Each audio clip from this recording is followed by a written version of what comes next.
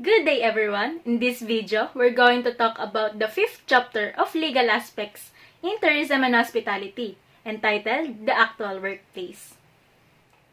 In this report, we will be able to know the things that regards into the actual workplace, including the following: laws affecting tourism manpower, distinctions between labor standards and labor relations, classification of labor laws, relationship determinants between employer and employee, nature of the relationship between employer and employee, classification of the employees, types of employment, workers' rights, employers' rights, termination of employer-employee relationship, Anti-Sexual Harassment Act of 1995, and last is the liability of the employer, head of office, educational or training institution.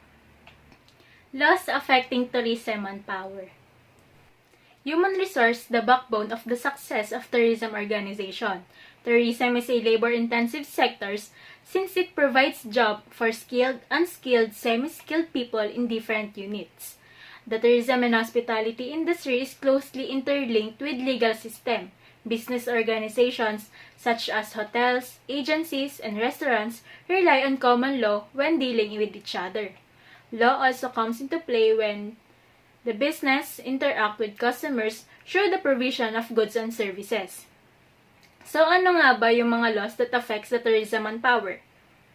According to the Republic Act 9593, Chapter 2, Section 13, the Office of Industry Manpower Development shall have the following functions. So, para din itong isang accreditation na kung saan dapat mag-comply sila para maging credible and authentic entity ang field na ito. First is to conduct seminars on Philippine history, culture, environment, and related subjects in coordination with the appropriate government agencies and private sector, specifically educational institutions. Sinasabi dito na they must conduct seminar with regards to the said topics with the appropriate person na nasa field of their expertise so that makapagbahagi sila ng mga bagay-bagay na dapat matutunan at mga bagay na hindi dapat gawin sa loob ng trabaho. Next is to develop training and modules and conduct seminars and continuing educational program for the industry manpower in coordination with appropriate government agencies and tourism enterprises and associations, thereby upgrading their quality, competence, and excellence in tourism services.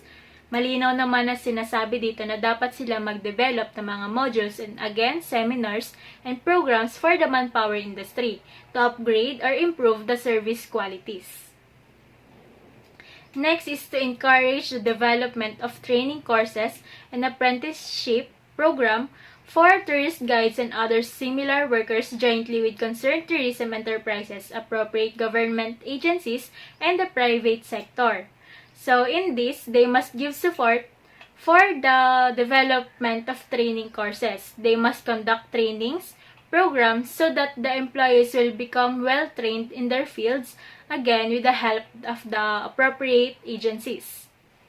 Last is to enlist the participation of experts for the provision of technical assistance, training and educational programs to LGUs, tourism enterprises, and other entities to improve the quality of tourism services and issue certifications to the effect that these recipients of assistance, training, and education have passed the standards set by the said experts in accordance with this act. Engage or support ang pakikilhok ng mga experts for them to give help in terms of technicalities, the trainings and programs in improving the quality of the tourism services. Distinctions between labor standards and labor relations. Labor relations refers to that part of labor law which regulates the relations between employers and workers. For example, Book 5 of the Labor Code, which deals with labor organizations, collective bargaining, grievance machinery, voluntary arbitration, conciliation and mediation, unfair labor practices, strikes, picketing, and lockout. So, labor relations, ito yung process between the employers and the employees, managements, and unions in order to make a decision in organizations. Yung mga decision na yon ay naka-refer sa wages, working conditions, hours of work, and safety at work, security, and grievances. So next is labor standards. Refers to that part of labor law which prescribes the minimum terms and conditions of employment which the employer is required to grant to its employees.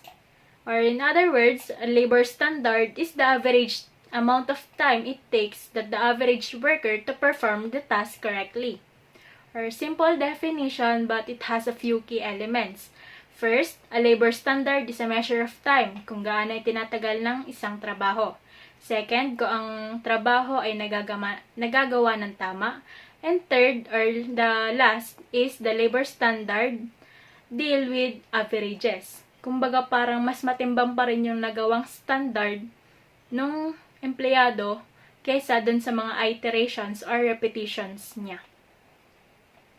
So, in general, labor relations are the term used to define the process between employees and employers, and the labor standard is the average amount of time it takes that the average worker to perform a task correctly. Classification of labor laws. Types of employment laws. The first one is the civil rights law. There are employment statutes in the United States as well in the state of Texas which protect employees against discrimination. These statutes prohibit discrimination based on race, color, religion, sex, national origin, pregnancy status, age, and disability. So, sa civil rights of law, ito yung batas na kung saan pantay-pantay at pinoprotektahan ang bawat empleyado. Pantay-pantay ang pagtingin at pagtrato at ang pakikitungo. So, hindi basehan sa civil rights of law kung ano pa ang religion mo, anong nationality mo, kung anong kulay mo, or kung ano ka sa lipunan. The next one is the Family and Medical Leave Laws. In 1993, the Family and Medical Leave Act became law, allowing the employee to take up to 12 weeks of unpaid leave within a 12-month period. This employment law allows employees to take time off work to care for a sick family member, to take care of newborn baby, for the pregnancy needs. So, sa family and medical leave laws, ito yung batas na kung saan binibigyan ang bawat empleyado ng pagkakataon na magkaroon ng hanggang 2 linggo sa loob ng 1 taon na hindi makapagtrabaho para alagaan ang kahit na sinong miyembro ng pamilya na may sakit. Kasama na dun yung mga bagong anak or kapag bago umanak. So, the next one is the Worker Compensation Law. If an employee is injured or develops an illness because of work-related conditions, the Workers' Compensation Laws come into effect. This employment law states that the employers may be found legally liable for compensatory as well as punitive damage. So, sa workers' compensation laws, ito yung kung saan nagkasakit or naaksidente ang isang empleyado na may kinalaman dahil sa trabaho ay pananagutan nyo ng kumpanya sa lahat ng maaaring gastos niya at lahat ng gamit pagpapagamot ay sagot yon ng kumpanya. Labor Relations Law. This employment law says that an employer cannot discriminate against an employee due to actual or perceived participation in a union. The National Labor Relations Act states that if an employee is fired for participating in a union, they must be rehired and comprehended back pay. Sabi dito, ito ang batas na tumutukoy sa mga responsibilidad at karapatan sa pagtatrabaho. Dito isinasaad na ang mga trabahador o empleyado ay may karapatan sa privacy ng kanilang pagmamay-ari sa trabaho. At sinasabi din dito na hindi maaaring magpakita ng diskriminasyon laban sa isang empleyado sa mga nagawa nito. Ito ang batas na tumutukoy doon. Workplace Safety Laws. The Occupational Safety and Health Act requires employers to keep the workplace safe and healthy for employees. This employment law protects employees from recognized hazards such as exposure to extreme noise, toxic chemicals, unsanitary condition, and mechanical dangers. Itong batas na ito ang nagsasaad ng kaligtasan ng lahat ng trabahador. Example, meron kang isang company. Dapat alam mo bilang isang owner na ligtas at nasunod sa proper doing ang mga employer mo. Kasi once na hindi safe ang workplace mong ito, ang batas na dapat mong sundin o ipatupad sa kumpanya mo. Pinaprotektahan ng batas na ito ang mga trabahador mula sa panganib sa isang trabaho, kagaya sa mga factory worker at iba pa. Compassion in Child Labor Laws. The Fair Labor Standards Act, originally passed in 1938, sets the federal minimum wage as well as overtime pay regulation. This law also provides guideline on the employment of teenager under the age of 18. Sinasabi naman sa batas na to, dito, ang nasasaad pagdating sa mga trabahador na nasa edad na 18, yung mga teenager, na nagsasabing maging patas lang sa paggawa ng trabaho at ang batas na nagsasaad ng regulasyon sa pagbabayad sa mga empleyado pag may overtime o pagbabayad ng tama sa oras ng nagawa mong duty. Immigrant Employment Laws. In 1986, Congress passed the Immigration Reform and Control Act. This law makes it illegal for an employer to recruit or hire those immigrants who are not authorized to work in the United States. Employers cannot recruit or employ any illegal immigrants. Ito.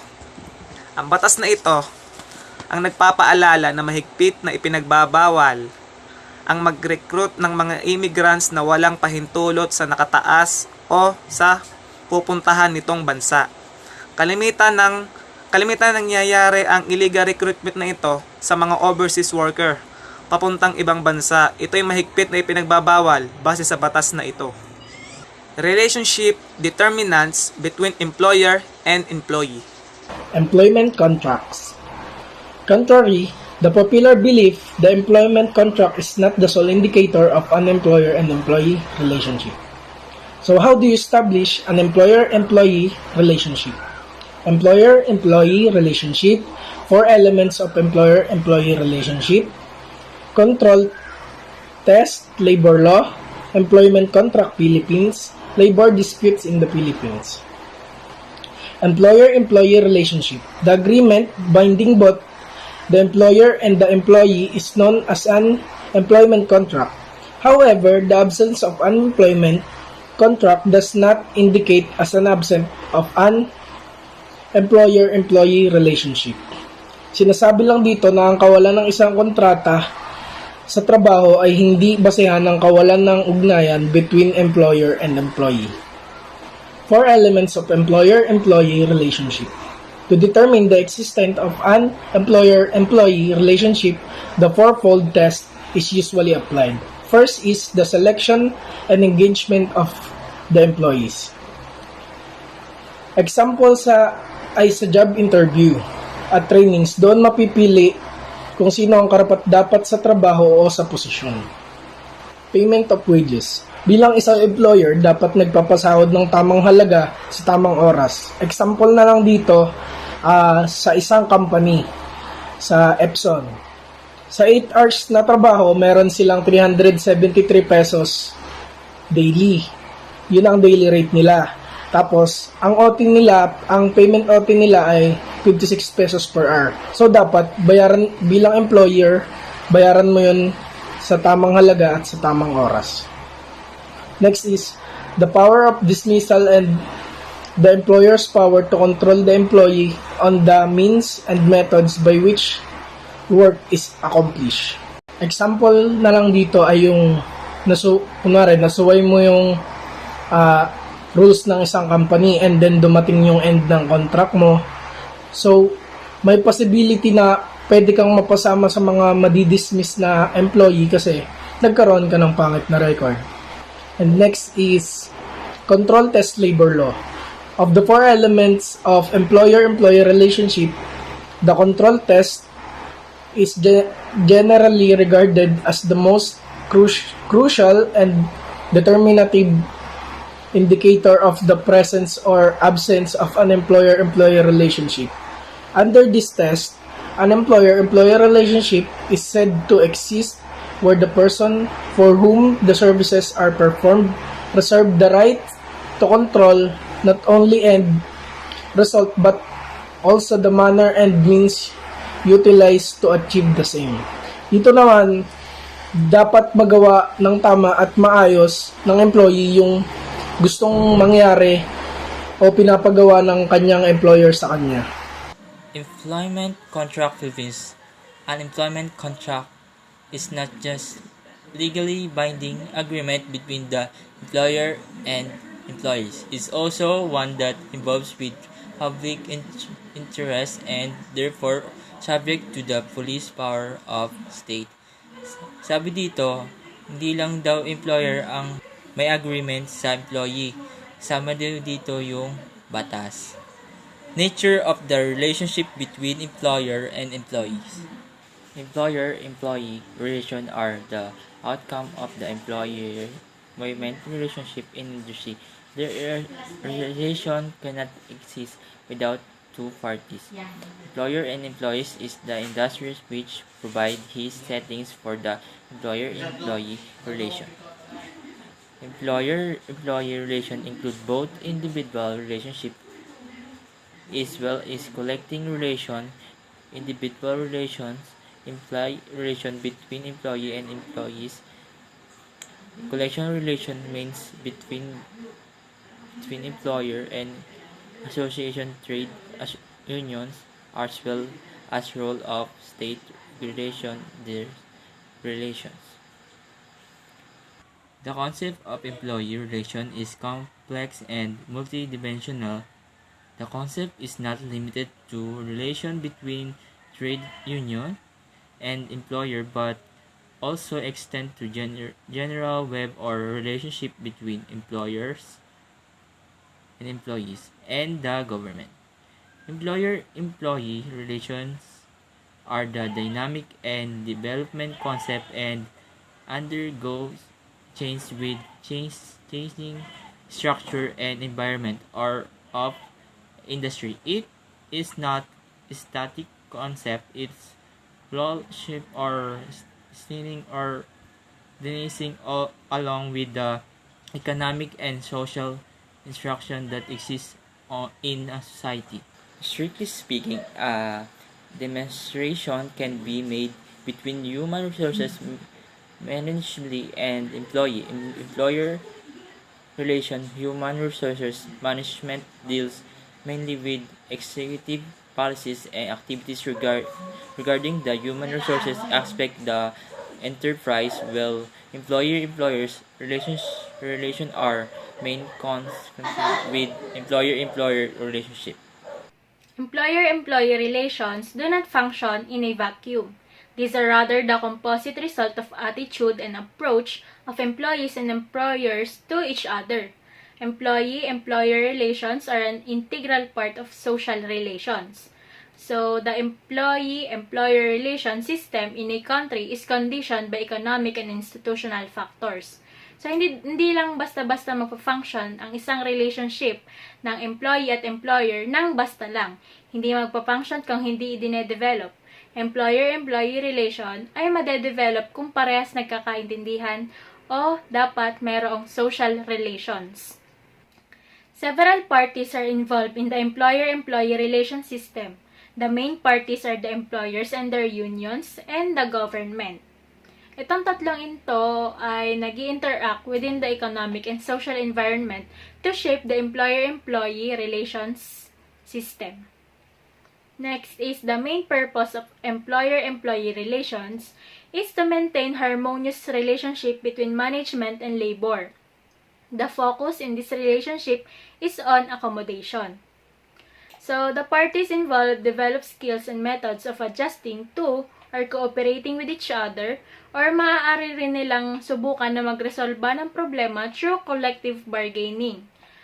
And kada employer-employee relations system ay nagkikreate ng complex set of rules, regulations, and procedures to govern the workplace.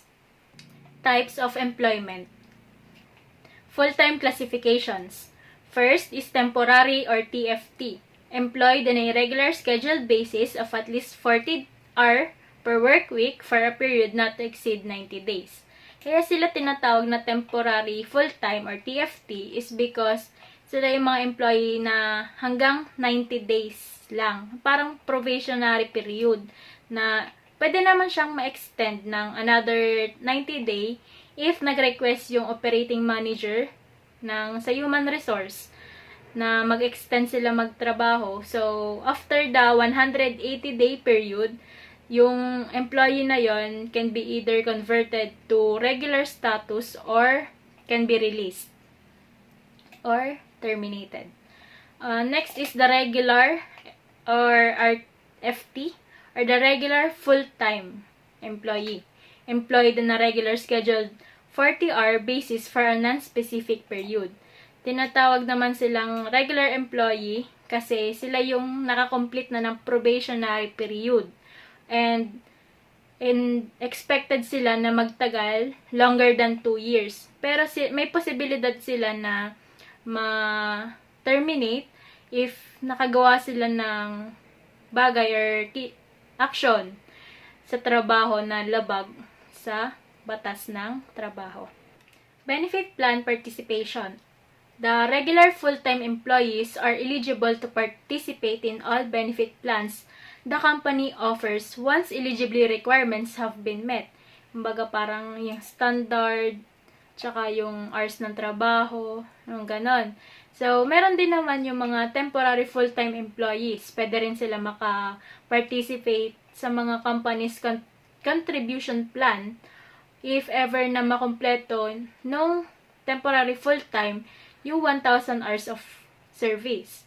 And pwede rin sila maka-receive ng holiday pay according to their scheduled hours for the work week. Part-time classification, temporary, employed on a regularly scheduled basis which is less than full-time but equals or exceed 20 hours per week for a period not exceed 90 days. So, sa temporary, pumapasok ng 20 hours per week. Ang sa regular naman, lagpas 20 hours per week pero hindi sila lalagpas ng 40 hours. Benefit Plan Participation or RPT. Employees are eligible to participate in all benefit plans the company offer once eligibility requirements have been met. So, lahat ng empleyado ay may karapatan sa lahat ng benepisyo ng kumpanya basta matugunan ng empleyado ang mga qualification na hinihingi ng company. Halimbawa, yung sa SS, kapag mga na ayos mo agad yun, kasama na yun automatically sa benefit plan. Next, part-time excluding benefit. Temporary. Employed on a regularly or non-regularly scheduled basis of less than 20 hours per week or not exceed of 90 days. Yung TEB, pumapasok ng hindi lumalagpas nga ng 20 hours per week. Tapos, special cases, on-call employed. Employed as a needed basis for a non-specified period. Employment is in this class will be reevaluated no less than every 180 days to determine if the employment relationship will be continue. So, sa OCE, yun yung mga empleyado na yun yung mga tinatawag lang kapag kailangan yung mga on-call. Halimbawa ay big event tapos kulang yung mga tao dun sa company. So, si on-call employee yung kanilang tatawagin. Next, interns, performing work in a special status for a specified period like summer, academic semester.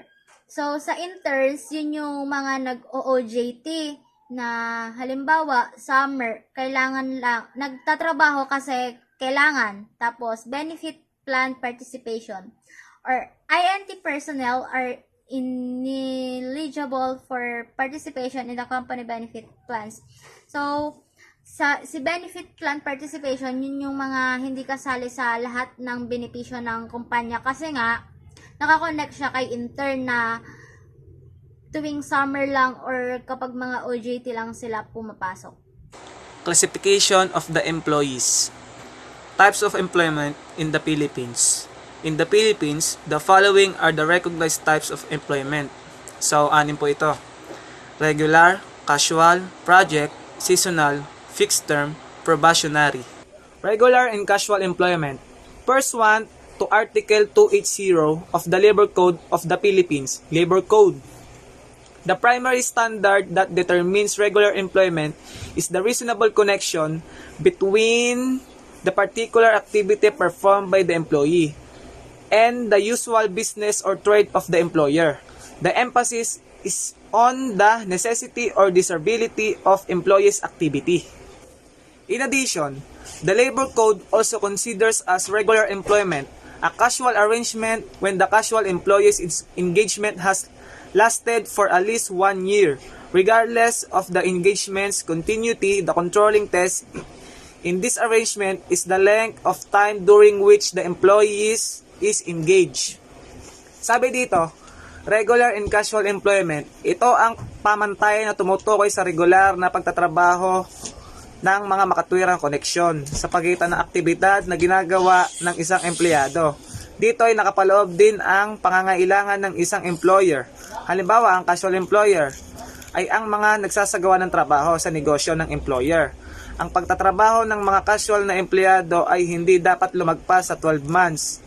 Sila yung mga employee na regular at casual na tinatawag. Pag casual, sila yung may mga end of contract. Yun. Project employment. The project employment contemplates an arrangement whereby the employment has been fixed for a specific project or undertaking, whose completion or termination has been determined at the time of the engagement of the employee. O yun. Sila yung mga employment or type of employment na kung saan ang pagtatrabaho nila ay naayon para sa isang tukoy na proyekto. Example ng project employment ay isang construction worker. Sila yung mga nagtatrabaho bilang isang manggagawa. Once na matapos na yung project, end of contract na din nila. Seasonal employment. Seasonal employment applies where the work or service to be performed is seasonal in nature and the employment is for the duration of the season. Dito naman sa seasonal employment, ito ay hindi ginagarantihan ng permanenteng posisyon sa kumpanyang pinagtatrabahuhan. Next is fixed term employment. Fixed term employment is valid when the fixed period of employment was knowingly and voluntarily agreed upon by the employer and the employee without any force, duress, or improper pressure being brought to bear upon the employee and absent any other circumstances vitiating his consent or it satisfactorily appears that the employer and the employee dealt with each other or more or less equal terms with no moral dominance exercised by the former or of the latter. Dito naman sa fixed term ay tumutukoy sa isang uri ng trabaho na may sinusunod na date ng pagsisimula at pagtatapos ng isang proyekto na kanilang ginagawa. Next is probationary employment. Probationary employment exists when the employee, upon his engagement, is made to undergo a trial period where the employee determines his fitness to qualify for regular employment based on reasonable standard made known to him at the time of engagement. Dito naman sa probationary engagement, dapat magampanan ng maayos ang trabaho o dadaan ng isang employee sa isang pagsubok upang malaman ang kakayahan niya kung karapat-dapat ba siya ma-regular sa isang kumpanya. Workers' right. The Bureau of Working Condition, a staff department of the Department of Labor and Employment, compiled a list of basic rights that every worker is entitled to. The rights ensure the safety and health of all workers. Dito naman sa workers' right, example na lang dito yung mga benefits na pwede mong makuha habang nagtatrabaho ka sa isang company like SSS, PhilHealth, mga ganon. And next is equal work opportunities for all. The state shall protect labor, promote full employment, provide equal work opportunity regardless of gender, race, or creed, and regulate relation between employees and employers. Dito naman, bilang isang employer, dapat pantay-pantay yung tingin mo sa iyong mga empleyado. Kahit iba man yung gender niya, yung race, or yung creed, dapat pantay-pantay dahil tao din naman sila. Wala rin naman silang pagkakaiba. Security of tenure. Every employee shall be assured security of tenure. No employees can be dismissed from work except of just authorized cause and only after due process. Wala daw matanggal na employees nang walang otorisadong kaso at pagkatapos ng due process. Work days and work hours. The employees must be paid their wage of all hours worked. If they work fall between 10 a.m. and 6 a.m., they entitled night shift pay in additional pay and regular work hours. If they work every 8 hours a day, they are entitled to be overtime. So, kailangan daw bayadan ang mga employees sa tamang halaga na kanilang pinasok. Kunyari ay overtime, kailangan daw bigyan ng employer ng tamang paid sa kanyang pinasok. Rest day. A day off for 24 consecutive hours after 6 days of work should be scheduled by the employee upon consulting the workers. Yun daw, kailangan daw bigyan ng rest day ang mga employees. Wage and wage-related benefits. Wage is the amount paid and employees in exchange for the service they render to their employees. Wage may be fixed for giving period. Payment of wage. Wage should be paid directly to the employee in cash, legal tender, or through bank. Kailangan daw directly ibigay ang sweldo sa mga employees, cash man or through bank.